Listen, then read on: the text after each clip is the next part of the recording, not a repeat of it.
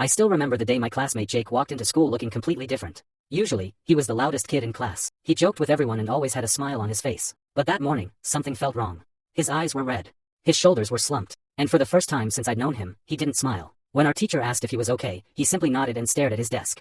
During lunch, I finally asked him what was wrong. For a few seconds, he didn't answer. Then he quietly said, "My dad has cancer." The words hit me like a truck. I didn't know what to say. Neither did anyone else.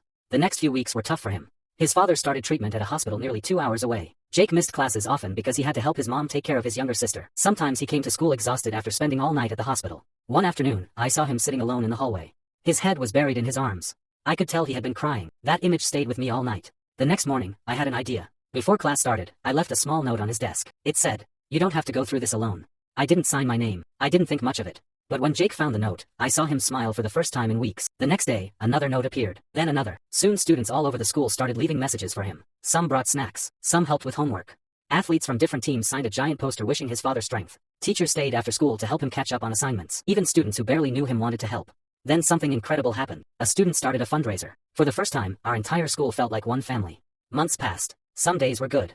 Others were heartbreaking. There were times when Jake thought his father wouldn't make it. We could see the fear in his eyes. But every time he started losing hope, someone showed up. A friend, a teacher. Then one Friday morning, Jake walked into school carrying a piece of paper. His hands were shaking. His eyes were filled with tears. The classroom went silent. He looked around and said, "My dad got his test results." Nobody moved. Nobody breathed. Then he smiled. A huge smile. "The cancer is gone." For a second, the room was completely silent. Then everyone jumped to their feet. People were cheering. Some were crying. Even our teacher had tears running down her face. Jake stood there trying to speak, but he couldn't. He was crying too hard. And honestly, so were a lot of us.